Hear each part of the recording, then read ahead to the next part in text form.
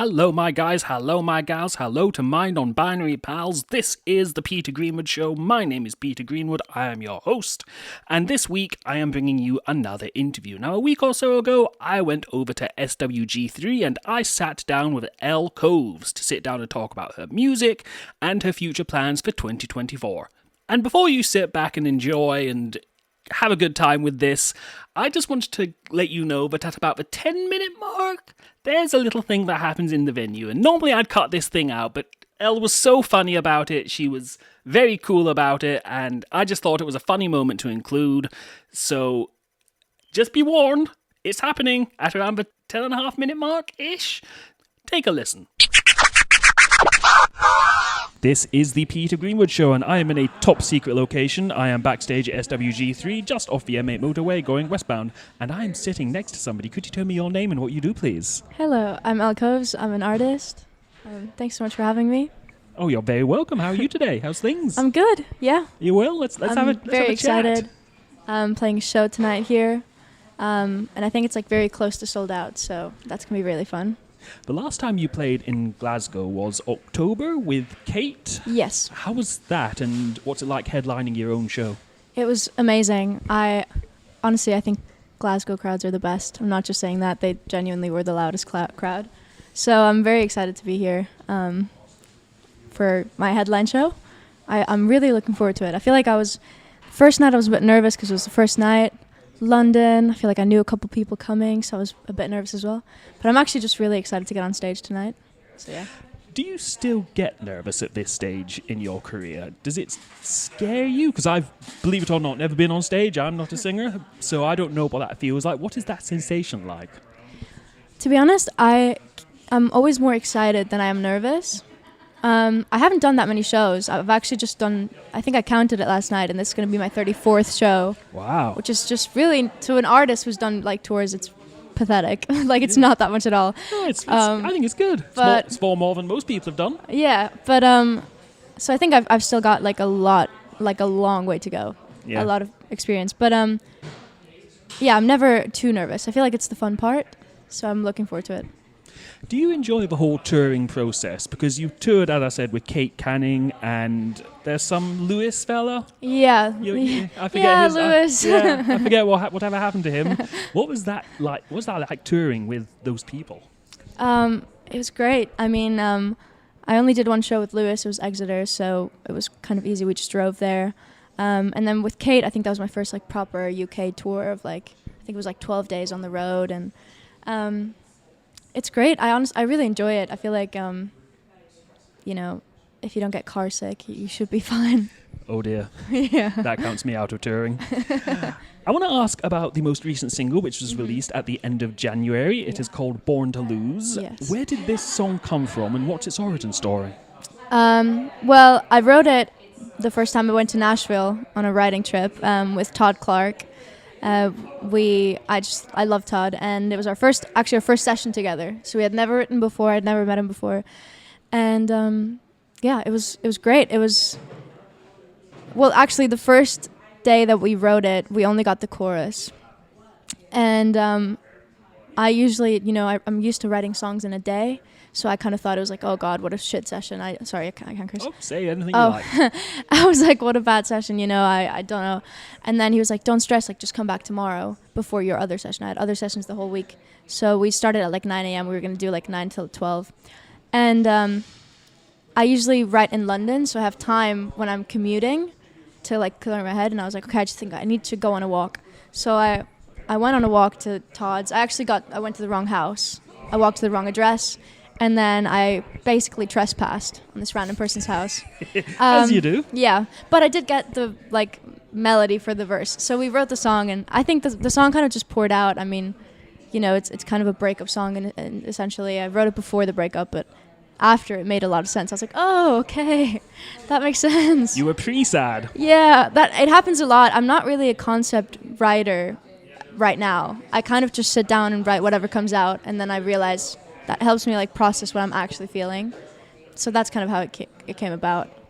And is that typical of your writing process, or? Yeah. So I just genuinely just there will be moments where I've got a lyric idea, and then that starts things. Like for other singles, like Lost Cowboy, I had that initial lyric. But yeah, it's mostly just I sit around, like I sit down with my guitar, and then I just hum things, and words come out, and then it, that's kind of how it works. And then a song is born. Yeah. Being that you are the band Coves, Elle Coves, sorry. Elle Coves, yeah. Do you ever feel any pressure to take anything to a band and be like, this is what I want, and is there a negotiation, or is it strictly what you want on the song at the time? Well, it's usually because I write the songs before I just send the songs, and then it's, we will work on stuff together because I like to change little things if I'm, playing a show. It's actually really fun just at soundcheck or rehearsals if, like people in the band will be like, oh, how about we do this? But yeah, usually the songs are kind of written and then we play them more or less as is. And I was listening to the soundtrack. It sounded great. Oh, thank you. It was really cool. I was sitting back here like... Thank you so much. Oh, it's really fun. I'm usually quite serious at soundcheck. I feel like I have to loosen up, but I'm always like I want everything to be right. Yeah, which is the mark of an artist. It shows you care. Yeah. But yeah, it's going to be... I just can't wait for the room to be filled with people. That's when I kind of loosen up. Yeah. I want to ask a little bit about... The single, which, as I said, came out end of January. Yeah. Do you have a next single planned? Is there an EP in the works? Maybe an album down the road? What can you tell us at this juncture? What can I tell you? I've got an EP coming out next. Right. That I haven't announced yet. I've been telling everyone on tour because I can't shut up and I can't keep secrets. But it's going to come out pretty soon. I feel like I'll announce it soon. That sounds cool. But I'm very excited. I've been working on it a year now, I think. Over a year, actually. Last November was the first song that I wrote on the EP. So yeah, I'm just very excited. It's like my first body of work, I'm excited to give people a project rather than loose singles. Yeah. Yeah. And will the singles that you've released so far be on the EP, or is this all new material? No, it'll be two singles that I've released and 3 songs that people haven't heard before. And will they all kind of come together? Will they all meld, do you think? Is that important to you as a songwriter? Yeah, I mean, sonically, they're all, what I want the project to sound like. And then story-wise, it's not really a concept EP. It's just kind of, it came about naturally, very, effortlessly, just through experiences that I was living, there's... But yeah, I think they fit together, and I'm just excited for people to feel them and hear them and hopefully feel something when they hear them. Which is what I enjoy about your music, you feel something through it. Thank which you. Is very different and unique in this day and age, I think. Thank you so much. That's kind of, that's what I want, so thank you.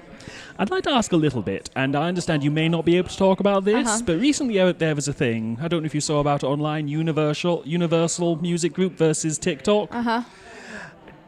They pulled down all their music, and there are some artists that are struggling now, they're in real trouble. As an indie artist, how do you feel this affects yourself and other indie artists going forward? Yeah, it's a good question. I mean, I've seen a little bit of a push on TikTok, so I guess in some way it's benefited me a little bit, which is because, I mean, there's sounds of big artists, still if it's sped up or it's a alternate version. But yeah, I think people are kind of conscious of indie artists, and I've seen I've even in the last week discovered maybe 5 new artists that I hadn't just on TikTok just by them pushing the whole UMG thing. But yeah. So it could be a good thing going forward for smaller artists to build an audience. Yeah, I guess so, yeah. Yeah.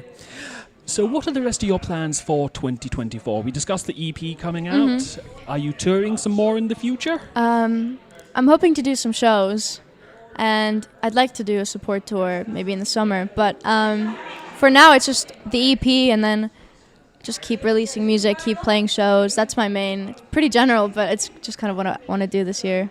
And if that's what you want to do, then that's a good. At least you know what you want to do. Yeah. And will that leave more time for more songwriting while you're out on the road?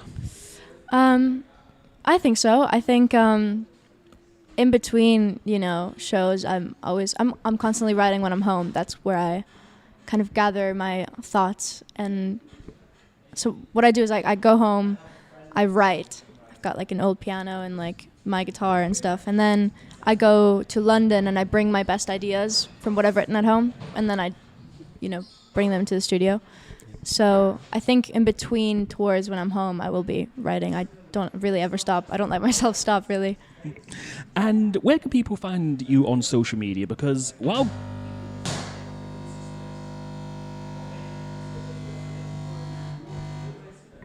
Oops. I didn't do that. It was me, sorry. I'll forgive you this time. I appreciate your being honest. Where can people find out about you on social media? Because I notice you're not on all the social medias, like you're not on Twitter or anything. You stick to TikTok and Instagram. Yeah, it's TikTok and Instagram. I just didn't really use Twitter, and then I found that sometimes people can be a bit mean on Twitter. I just don't want to subject myself to that. I think I'm too sensitive. So I was TikTok and Instagram. I've got a mailing list that people can join. It's like on my social media, they'll find it. And I'll do, bi-weekly kind of catch-ups. I'll leak songs. I'll, show... It's a bit of like more of an insight into like me. And obviously there's updates on tours and merch and everything. So, I got people to vote for the artwork of Born to Lose on there. So I like the mailing list as well. So that's kind of the three main things that I'm on. It looks like a lovely little community that you're building, which is nice. We need more quiet, nice little corners of the internet. Yeah, I think so. Elle Coves, thank you for your time today. Thank you so much. Thank you for having me. My thanks to Elle for sitting and chatting to me, even though I got her name wrong that one time, but pretend you didn't hear that. This show was produced by me and by my friend Victoria. Go check her out on Twitter at VCToriaA. You can also find me on all the social medias at Petgree Show. That is the place to look, to witness, to see, to observe, to attempt to visit, if you will. I'll be back soon because we are doing a very special thing which I will tell you about in next week's show, which kind of promises there has to be a next week's show. Until then, bye everybody, bye.